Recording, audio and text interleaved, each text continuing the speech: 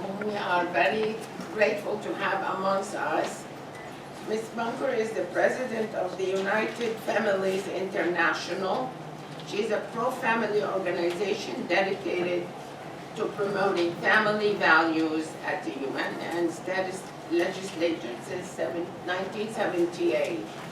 Laura has presented here at the UN during CSW and the World Congress of Families at the US and Australia.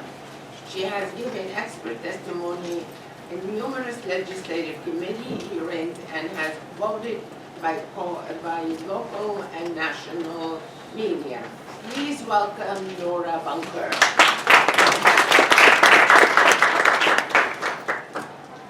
Thank you.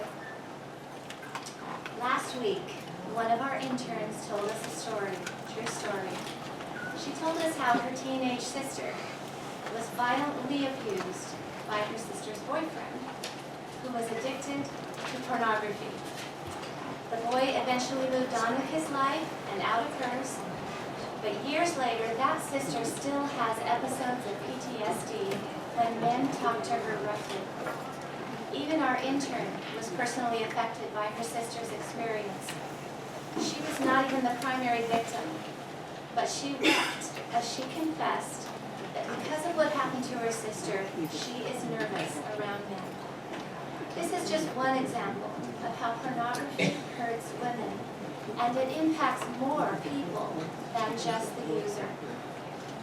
Now, in the past, pornography has been praised as the epitome of freedom of expression or freedom of speech.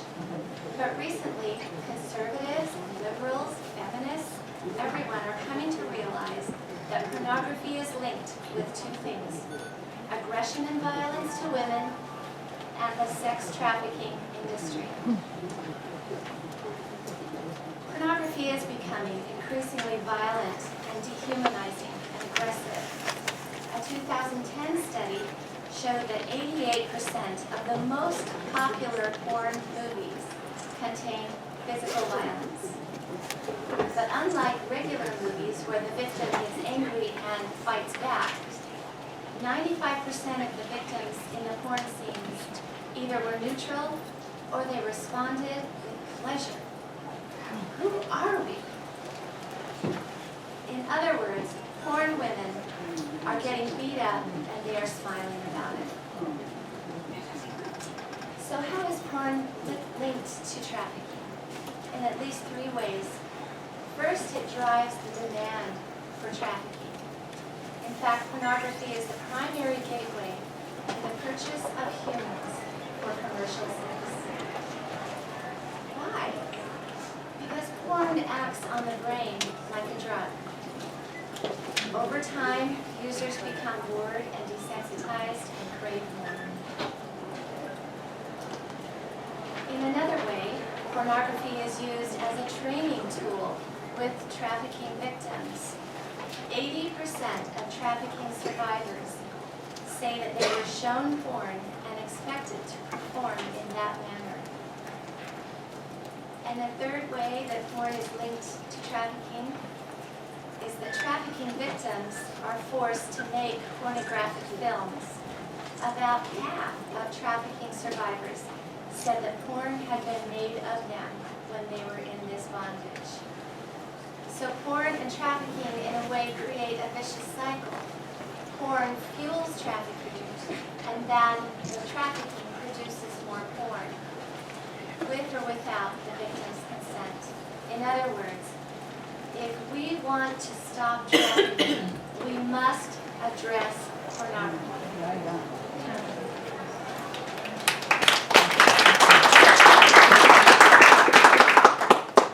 Just something you may want to know about who is using pornography. Who are these users and consumers? Every second, 28,258 internet users are viewing pornography. Every second. And American children are beginning to view pornography at an average age of 11, some as young as 6 or 7. So, that's the bad news. What can be done? What can be done about this? Well, we applaud the United Kingdom for what they have done. They have made pornography an opt-in situation. In other words, the default in the United Kingdom is that their internet does not have pornography available unless the viewer actively somehow unlocks it. We think that's a good idea, especially for protecting children. Here's another idea. Just 9 days ago, a state in the United States, the legislature passed a history-making resolution calling pornography a public health crisis. This resolution, this is another history-making part about it, it was passed without a single opposing vote. That never happens. This was passed unanimously, 0 votes against this. It's the first resolution of its kind in America, and every single line in it is backed by research. For example, one of the paragraphs in this resolution states, pornography normalizes violence and abuses women and children. Pornography treats women and children as objects and often depicts rape and abuse as if it were harmless. Moreover, pornography equates violence towards women and children with sex and pain with pleasure, which increases the demand for sex trafficking, prostitution, and child sexual abuse images, or child pornography.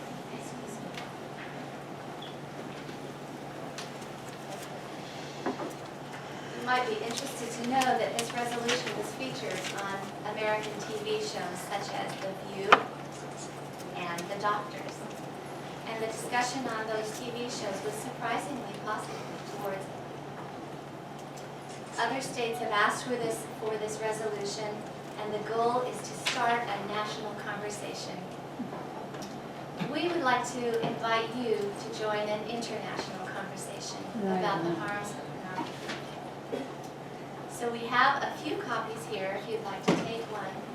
And also, if you would like me to send you a PDF copy through email, you can sign your name and email address on here, or just give me your business card and I'll be happy to email.